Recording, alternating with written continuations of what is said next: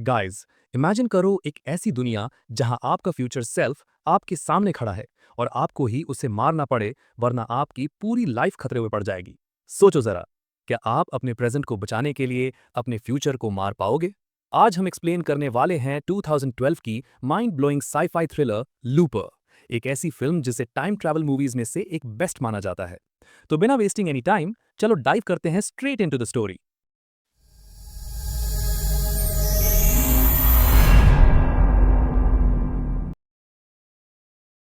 हमारी कहानी शुरू होती है कैंसस में साल 2044। जो एक यंग गाय एक कॉर्न फील्ड में खड़ा है। उसके हाथ में एक बड़ा गन है जिसे ब्लंडरबस कहते हैं। वो अपनी पॉकेट वॉच चेक करता है। अचानक वहां एक आदमी अपीयर होता है, घुटने बंधे, सिर पर हुड। वो बिना रुके उसे शूट कर देता है। जो उस आदमी की पीठ पर स्ट्रैप्ड सिल्वर बार्स उठाता है, यही उसकी पेमेंट है। फिर वो बॉडी लेके पास के इंसिनरेटर में जाता है और उसे बर्न कर देता है। यही जो का काम है। वॉइस ओवर आती है। टाइम ट्रैवल अभी तक इन्वेंट नहीं हुआ, लेकिन 30 साल बाद यानी 2074 में होगा और इलीगल कर दिया जाएगा।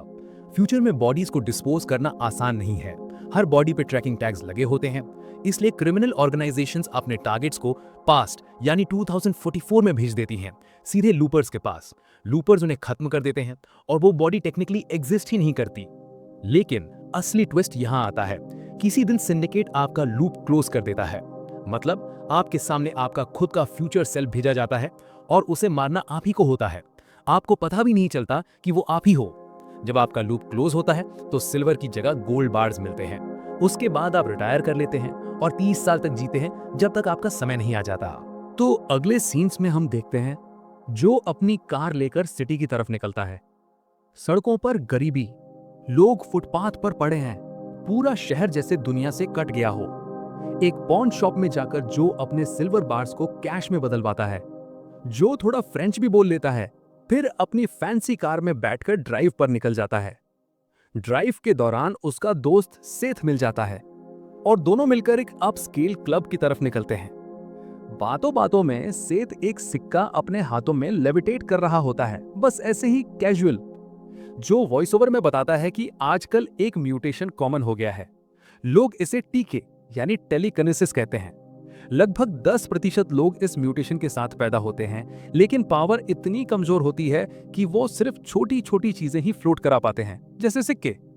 हम देखते हैं कि जो की जिंदगी पार्टीज और ड्रग्स से भरी हुई है। वो आई ड्रॉप्स में ड्रग्स मिलाकर लेता है, एक प्रोस्टिट्यूट सूजी के साथ वक्त बिताता है और फैंसी कार्स चलाता है। लेकिन साथ ही वो बहुत प्रैक्टिकल भी है।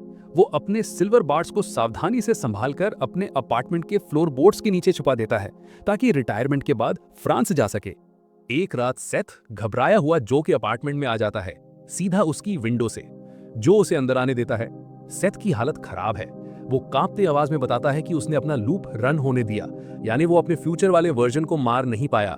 फ्लैशबैक में दिखाया जाता है कि सेथ अपने टारगेट का इंतजार कर रहा होता है। पोर्टल से एक आदमी आता है, चेहरा ढका हुआ, लेकिन इस बार वो एक गाना गा रहा होता है। वही गाना जो सेथ की माँ उसे बचपन में सुलाने के लिए गाया करती थी। उसी पल सेथ को एहसास होता है कि उसके सामने खड़ा आदमी कोई और नहीं, उसका फ्यूचर सेल्फ है। ओल्ड सेथ उसे एक नाम के बारे में वॉर्न करता है, रेनमेकर। एक ऐसा इंसान जो फ्यूचर में सारे क्राइम बॉसेस को खत्म कर रहा है और सारे लूप्स क्लोज करवा रहा है। यंग सेथ शॉक में अपना ट्रिगर नहीं दबा पाता और ओल्ड सेथ भाग निकलता है। जो उसे अपने अपार्टमेंट के फ्लोर सेफ में छुपा देता है, क्योंकि एप के गार्ड्स गैटमैन उसके पीछे पड़े हैं। अगले सीन में गैटमैन जो को उसके बॉस एप के पास ले जाते हैं। असल में एप फ्यूचर से आया हुआ आदमी है, जिसे कैंसस में लूपस को मैनेज करने के लिए भेजा गया है। उसके पास है ये गैटमैन, रिवॉल्वर वाले एनफोर्सर्स।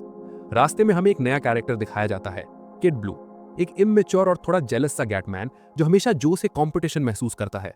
हमें पता चलता है कि बचपन में जब जो एक वॉच शॉप लूट रहा था, तभी एब ने उसे पकड़कर रिक्रूट किया था और वहीं से जो एक लूपर बना। एब जो को 2 ऑप्शंस देता है, या तो वो सेथ का ठिकाना बता दे या फिर अपनी सालों की बचत में से आधे सिल्वर बार सौंप दे। जो पहले रेजिस्ट करता है, अपने दोस्त को बचाने की कोशिश करता है, लेकिन जब बात अपनी सेविंग्स और सर्वाइवल की आती है तो मजबूरन सेथ की लोकेशन रिवील कर देता है। उसके बाद जो अपनी पसंदीदा डांसर सूजी के पास जाता है। एक छोटा लेकिन इमोशनल मोमेंट। जो कन्फेस करता है कि उसे अपनी माँ का चेहरा तक याद नहीं। वो दिल से चाहता है कि अपने सिल्वर से सूजी और उसके बच्चे को मदद करे, लेकिन सूजी साफ कह देती है सिल्वर के साथ स्ट्रिंग्स अटैच्ड होते हैं और यहाँ बस सर्विसेज मिलती हैं। यंग सेथ आखिरकार गैटमैन के हाथ लग जाता है। वे उसके आर्म पर चाकू से एक एड्रेस कार्व कर देते हैं और फिर धीरे धीरे उसके बॉडी पार्ट्स काटना शुरू कर देते हैं। इस टॉर्चर का असर सीधा ओल्ड सेथ पर दिखता है। पहले उसकी उंगलियां गायब हो जाती हैं, फिर नाक, फिर पैर, और हर कट के साथ उसकी बॉडी विकृत होती जाती है। एक घायल टूटा हुआ ओल्ड सेथ अपने स्कार्ड बॉडी के साथ वही एड्रेस फॉलो करता है। फिर शुरू होता है सबसे हॉरिफाइंग सीक्वेंस। भागते भागते ओल्ड सेथ के बॉडी पार्ट्स गायब होते जाते हैं। वो रेंगते हुए उस एड्रेस तक पहुंचता है और आखिर में किड ब्लू उसे शूट कर देता है। उसी पल दोनों सेथ, पास्ट और फ्यूचर, एक साथ मर जाते हैं। अब कहानी शिफ्ट होती है जो की तरफ। यंग जो एक नए टारगेट के लिए फील्ड में इंतजार कर रहा है। अपनी वॉच पर एग्जैक्ट सेकंड चेक करता है और तभी पोर्टल खुलता है। टारगेट प्रकट होता है, लेकिन इस बार चेहरा खुला है, हाथ भी आजाद, और शॉकिंगली वो है ओल्ड जो। ओल्ड जो बिना वक्त गवाए स्मार्टली अपने यंगर वर्जन को नॉकआउट कर देता है और भाग निकलता है। जब यंग जो होश में आता है तो वो अपने अपार्टमेंट लौटता है, लेकिन पूरा घर तबाह मिलता है। उसी वक्त किड ब्लू और बाकी गैटमैन उस पर हमला कर देते हैं। एक तेज केओटिक फाइट होती है और आखिर में जो फायर एस्केप से नीचे गिरकर एक कार के ऊपर जाके टकराता है और फिर ब्लैकआउट। अब फिल्म हमें एक ऑल्टरनेट टाइमलाइन दिखाती है कि क्या होता अगर जो ने अपना लूप खुद ही क्लोज कर दिया होता। यंग जो अपने ही फ्यूचर वर्जन को गोली मार देता है, गोल्ड बार्स लेकर सीधा चाइना चला जाता है। वहां वो अपना सारा पैसा ड्रग्स और पार्टीज में उड़ा देता है। 10 साल बाद वो पूरी तरह टूट चुका होता है, ब्रोक और एक चीप सा हिटमैन बन के काम कर रहा होता है। 17 साल बाद उसकी जिंदगी बदलती है। उसे एक चाइनीज वुमन मिलती है जो बाद में उसकी वाइफ बन जाती है। उसके प्यार की वजह से जो अपनी एडिक्शन छोड़ देता है और पहली बार जिंदगी में सेटल होने लगता है। लेकिन ये खुशियां ज्यादा दिन नहीं टिकती।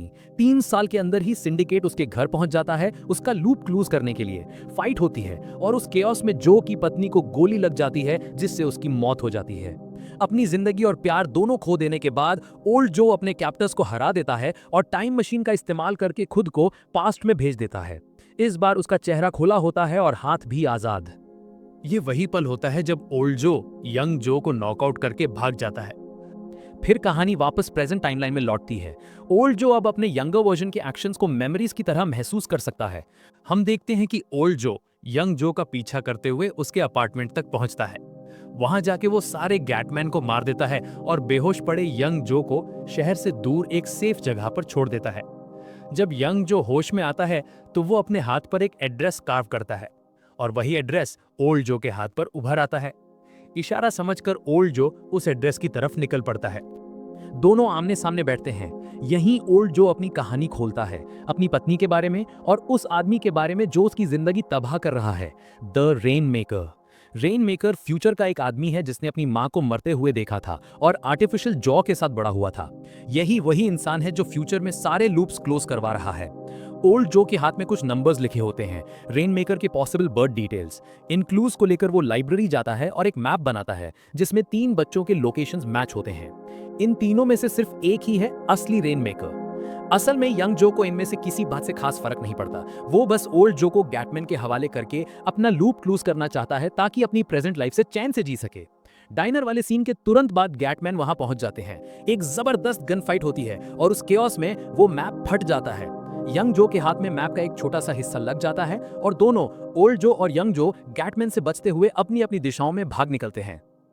यंग जो अपने क्लू को फॉलो करता है और पहुंचता है एक फार्म हाउस पर। वहां रहती है एक औरत, सैरा, अपने छोटे बेटे सिड के साथ।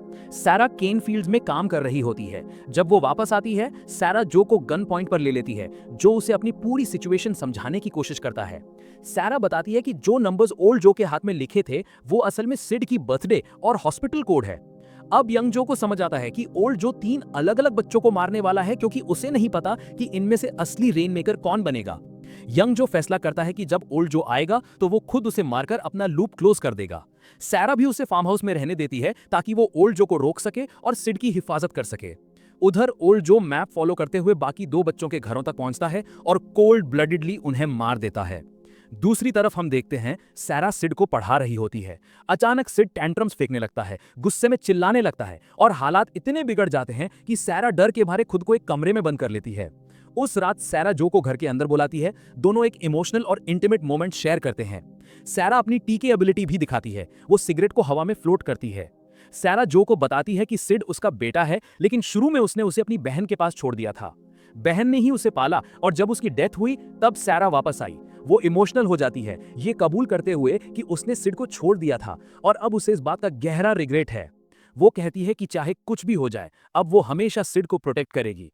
अगले सुबह जैसे ही जो उठता है, वो देखता है कि एक लूपर जेसी सैरा को गन पॉइंट पर लिए खड़ा है।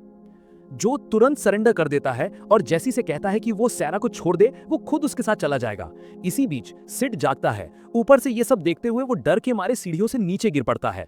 जो उसे बचाने के लिए भागता है, लेकिन उसी पल सैरा जो को जोर से धक्का देकर उसके साथ घर के बाहर निकाल देती है। तभी हम देखते हैं घर के अंदर का सारा सामान हवा में उठने लगता है। सिड गुस्से में खड़ा होता है और वो जेसी की तरफ देखकर जोर से चिल्लाता है। अगले पल वो अपनी टी के पावर से जेसी को लिटरली एक्सप्लोड कर देता है, एक हॉरिफाइंग ब्लास्ट जिसमें पूरा घर तबाह हो जाता है। ये सब देखकर जो सन्न रह जाता है। अब उसे पक्का यकीन हो जाता है कि सिड ही फ्यूचर का रेन मेकर है। जो डर और गिल्ट के बीच सिड का पीछा करता है, उसे खत्म करने के इरादे से, लेकिन सारा बीच में आ जाती है। वो जो को रोकती है और समझाती है कि अगर उसे सही तरीके से पाला जाए तो वो कभी रेन मेकर नहीं बनेगा। सारा वादा करती है कि वो सिड की ऐसी परवरिश करेगी कि वो अपने अंदर की उस हिंसा को कभी बाहर नहीं आने देगी। उधर पैरेलल सीन में ओल्ड जो को किड ब्लू पकड़ लेता है और उसे सीधे एब के पास ले जाता है। लेकिन ओल्ड जो कैप्टिविटी से निकलने में कामयाब हो जाता है और वो एब और सारे गैडमैन को खत्म कर देता है। अब सिर्फ एक ही मकसद बचा है, सिड को मारना। दूसरी तरफ जो सारा से कहता है कि वो सिड को लेकर भाग जाए, क्योंकि ओल्ड जो अब रास्ते में है। जब ओल्ड जो उन्हें ढूंढते हुए वहां पहुंचता है तो रास्ते में यंग जो उसका सामना करता है। ओल्ड जो उसे एक ट्रक भर के गोल्ड बार्स ऑफर करता है, कहता है कि अब उसे गेटमैन से भागने की जरूरत नहीं, वो सब खत्म कर दिए गए हैं। वो चाहता है कि यंग जो रास्ते से हट जाए ताकि वो सिड को मारकर फ्यूचर को बदल सके, लेकिन यंग जो साफ मना कर देता है। तभी किड ब्लू अपनी होमरिंग बाइक पर आकर उन पर गोलियां चलाने लगता है। यंग जो तुरंत पलटवार करता है, एक सटीक निशाने से किड ब्लू को शूट कर देता है और वो मारा जाता है। इस अफरा तफरी में ओल्ड जो मौके का फायदा उठाकर वहां से भाग निकलता है। उधर सारा और सिड कार से भाग रहे होते हैं। तभी ओल्ड जो रास्ते पर आकर उन पर गोलियां बरसाने लगता है। सारा कार की स्पीड तेज कर देती है, लेकिन केओस के बीच सिड अपनी टेलीकाइनेसिस पावर से पूरी कार पलट देता है। सैरा और सिड किसी तरह कार से निकलकर खेतों की तरफ भागते हैं। सैरा गिर जाती है और ओल्ड जो की एक गोली सिड के गाल को छूकर निकल जाती है। सिड गुस्से में खड़ा होता है। हवा में खेत की सारी चीजें उड़ने लगती हैं और चारों तरफ एक तूफान सा बन जाता है। उसी वक्त यंग जो वहां पहुंचता है और उन्हें रोकने के लिए पीछे भागता है। सिड अपने गुस्से में ओल्ड जो को एक्सप्लोड करने ही वाला होता है, तभी सैरा उसे शांत कर लेती है। लेकिन ओल्ड जो नहीं रुकता। वो जैसे ही सिड पर गोली चलाने वाला होता है, सैरा उसके सामने खड़ी हो जाती है अपने बेटे को बचाने के लिए। और ठीक उसी पल यंग जो को सब समझ आ जाता है। अगर सैरा अभी सिड के सामने मारी गई तो सिड बचपन से ही नफरत से भर जाएगा। वही नफरत उसे बनाएगी द रेन मेकर। लूप को तोड़ने के लिए यंग जो एक शॉकिंग फैसला लेता है। वो अपनी ब्लंडर बस उठाता है और सीधे अपनी ही छाती में गोली मार देता है। यंग जो गिरता है और उसी पल ओल्ड जो गायब हो जाता है। फ्यूचर रीराइट हो जाता है। लूप हमेशा के लिए बंद हो जाता है। सैरा अपनी फील्ड्स में जो कि लाइफलेस बॉडी के पास बैठी है। पास ही उसके गोल्ड बार्स बिखरे पड़े हैं। सैरा आंसुओं से भरी आंखों के साथ सिड को कस के गले लगाती है। फाइनल वॉइस ओवर जो के शब्दों में, मैंने लूप क्लोज कर दिया, पर इस बार एक बेटर वे में। सो गाइज, ये थी लूपर मूवी की पूरी कहानी। लूपर एक टाइम ट्रैवल थ्रिलर है जो चॉइसेस और कॉन्सिक्वेंसेस पर फोकस करती है। साल 2044 में लूपर्स वो लोग होते हैं जो टाइम ट्रैवल के जरिए भेजे गए टारगेट्स को खत्म करते हैं। लेकिन असली ट्विस्ट तब आता है जब जो को अपने ही फ्यूचर सेल्फ को मारना पड़ता है। मूवी ये सवाल उठाती है कि क्या आप अपना पास्ट सैक्रिफाइस करके अपना फ्यूचर बदल सकते हैं। यंग जो का फाइनल डिसीजन खुद को शूट करना ताकि सिड रेन मेकर ना बने, ये दिखाता है कि सिर्फ एक चॉइस पूरा फ्यूचर रीराइट कर सकती है। अगर आपको ये ब्रेकडाउन पसंद आया हो तो लाइक करें, सब्सक्राइब करें और कमेंट्स में बताएं क्या आप अपना लूप क्लोज करते। ऐसी ही साई-फाई टाइम ट्रैवल मूवीज के ब्रेकडाउन्स के लिए चैनल को जरूर सब्सक्राइब करें। नेक्स्ट मूवी एक्सप्लेनेशन में मिलते हैं। Till then take care.